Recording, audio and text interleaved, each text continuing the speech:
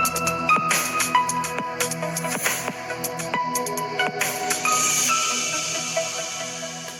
Friends, എല്ലാവർക്കും മറ്റൊരു പുതിയ വീഡിയോയിലേക്ക് സ്വാഗതം. It's me Akhil Satheesh and welcome to Akhil Satheesh world.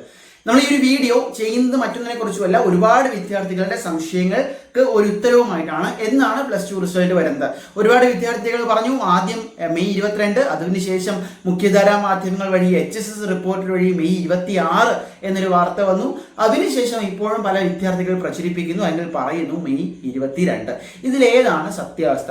അപ്പോൾ ഒരു കാര്യം ഞാൻ പറയട്ടെ, ഈ ഡേറ്റുകൾ അങ്ങോട്ടും ഇങ്ങോട്ടും മാറുന്നത് വെച്ച് നിങ്ങൾ കൂടുതൽ കൺഫ്യൂഷനും ടെൻഷനും അടിക്കേണ്ട ആവശ്യമില്ല.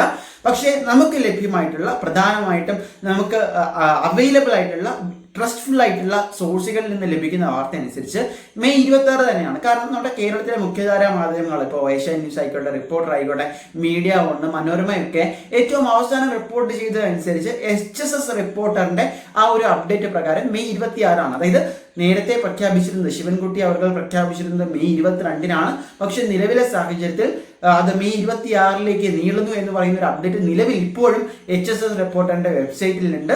അതിന്റെ അടിസ്ഥാനത്തിലാണ് ഈ മാധ്യമങ്ങളെല്ലാം വാർത്തകൾ കൊടുത്തിരിക്കുന്നത്. അപ്പോൾ മെയ് 22 എന്ന് പറയുന്നത് കൃത്യമായിട്ട് പറഞ്ഞാൽ എത്തിക്കഴിഞ്ഞു അല്ലെ.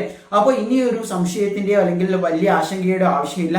എന്തായാലും ഇന്ന് അതിലൊരു മാറ്റം ഉണ്ട് എങ്കിൽ ഇന്ന് കൃത്യമായിട്ട് നമ്മുടെ വിദ്യാഭ്യാസ മന്ത്രി തന്നെ ഒരു ഒഫീഷ്യൽ നോട്ടിഫിക്കേഷൻ ആയിട്ട്, ഒന്നുകിൽ പൊതുവിദ്യാഭ്യാസ വകുപ്പിന്റെ കീഴിൽ അല്ലെങ്കിൽ മന്ത്രിയുടെ ഒരു പ്രഖ്യാപനം എന്ന രീതിയിൽ തന്നെ ആ ഒരു ഡേറ്റിൽ കൺഫർമേഷൻ ഉണ്ടാകും. പക്ഷെ നിലവിൽ നമ്മൾ പ്രതീക്ഷിക്കുന്നത് മെയ് 26 തന്നെയാണ്.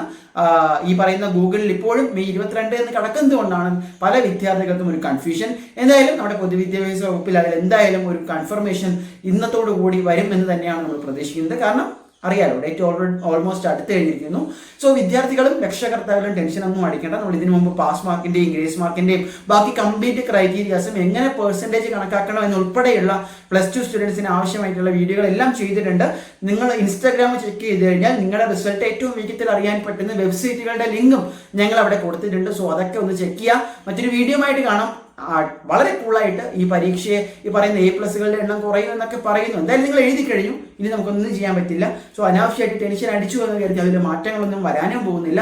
സോ അടുത്ത ഫോക്കസ് നെക്സ്റ്റ് സ്റ്റെപ്പാണ്. സോ കൂളായിട്ടിരിക്കുക. മറ്റൊരു വീഡിയോ ആയിട്ട് കാണാം. ബൈ.